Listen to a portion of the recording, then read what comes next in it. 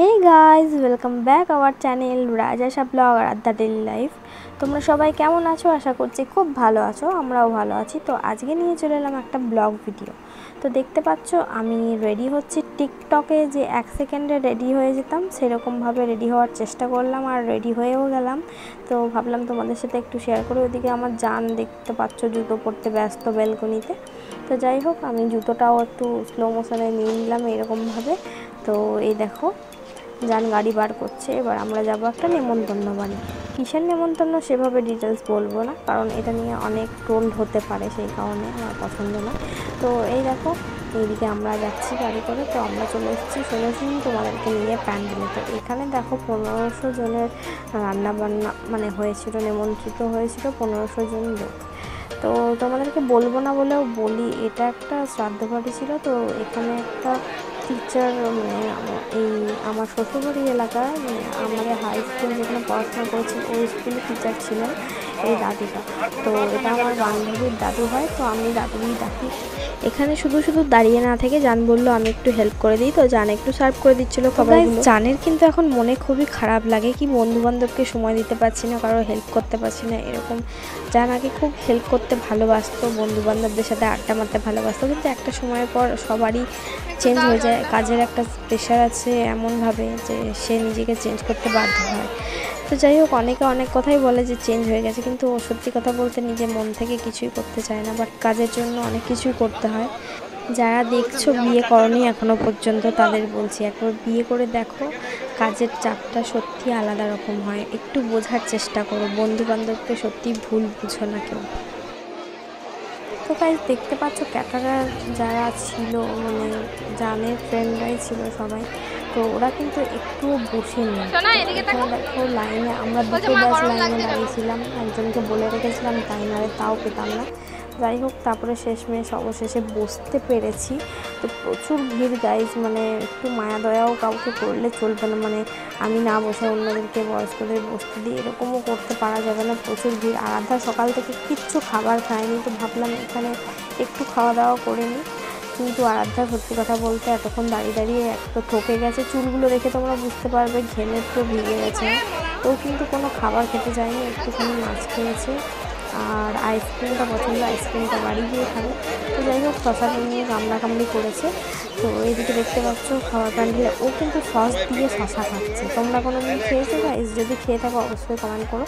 তো আমাদের ফার্স্টেই দিয়ে দিয়েছিল ভেজিটেবিল চপ, সস আর স্যালাড।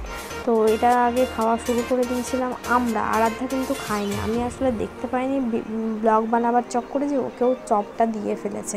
তো এইদিকে দেখো এই তোমাদের ছোলা বাটোরা দিয়ে গেছে, তারপরে দিয়ে গেছে নান দিয়ে গেছে। তারপরে নানটাকে আমি স্কিপ করে গেছিলাম, কারণ নানটা খেতে আমার খুব একটা পছন্দ ছিল না। তো এদিকে দেখো ইয়ে দিয়েছিল, পোলাও দিয়েছিল, তার সাথে একটা মানে ডালের বড়ার মতন করে একটা কিছু একটা রেসিপি করেছিল। যাই হোক সেটা আমি বলতে পারলাম না। পটল আলু আর পনির দিয়ে একটা তরকারি হয়েছিল, 2 রকম মাছ হয়েছিল, চারাপোনা মাছের ঝাল। আর এদিকে দেখো আমার শ্বশুর শাশুড়ি সবাই দাঁড়িয়ে রয়েছে, কারণ জায়গা কিন্তু পাওয়া যাচ্ছে না, ওদের জন্য আমরা 4টে টেবিল রেখে দিয়েছিলাম। আমার ভাই মানে আমার দেওর, আমার শ্বশুর শাশুড়ি আর এদিকে আমার কাকা শ্বশুর দাঁড়িয়েছিল। তো যাই হোক খাওয়া দাওয়ার পরে জানকে বললাম একটু আরাধ্যা মানে তোমাদের আরাধ্যার হাতটা ধুয়ে দিতে। তো মামুমের হাতটা ধুয়ে দিল জান, আর আমিও হাতটা ধুয়ে নিলাম। জান ফার্স্টে হাতটা ধুয়ে নিয়েছিল, আর ওখানে চকলেট দিয়েছিল, আর চকলেট আর আইসক্রিমটা কিন্তু ঘরে গিয়ে খেয়েছি। তো শাড়ির কাছে নিয়ে ধরে নিয়ে গেছিলাম গাড়িতে বসে, তাই জন্য আইসক্রিমের দাগ লেগে গেছে আমার শাড়িতে।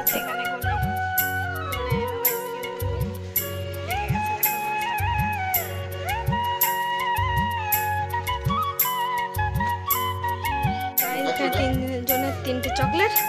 এদিকে এরা দুজনে বসে গেছে আইসক্রিম খেতে।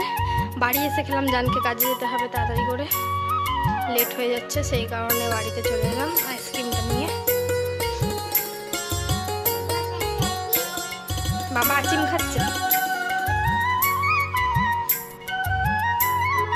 তুমি আমার মা তো বুঝা, তুমি ভালো বুঝা, আর কেউ পাপা পচা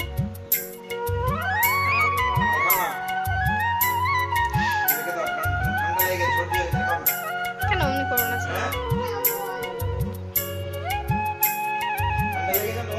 তো গাইস, কারা আমাদের মতো বাড়ি এসে এরকম ভালো আইসক্রিম গলিয়ে পড়ে খেয়েছো অবশ্যই কমেন্ট করে জানিও। আমরা আইসক্রিম খেতে থাকি, তোমরা চ্যানেলটাকে সাবস্ক্রাইব করে দিও। তো গাইস, আজকের ভিডিও এই পর্যন্তই। ভালো লাগলে অবশ্যই লাইক শেয়ার কমেন্ট করো। যারা যারা আমাদের ইউটিউব থেকে দেখছো অবশ্যই চ্যানেলটাকে সাবস্ক্রাইব করে দিও। যারা ফেসবুক থেকে দেখছো চ্যানেলটাকে ফলো করে দিও। গাইস, চলে এলাম বাড়ি, ভিডিও তুলে দেয় না জানতে, এই জন্য একাই ভিডিও করছি। দেখো আমার আইসক্রিমের অবস্থায়, দেখো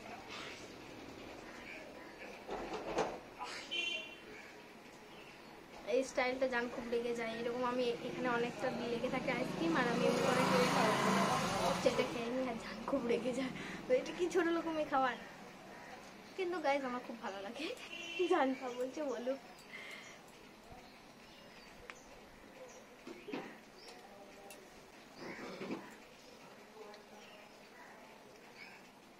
চামচটা বারান্দায় আছে, আমি এখানে খাচ্ছি বলে এরকমই খেয়ে নিচ্ছি।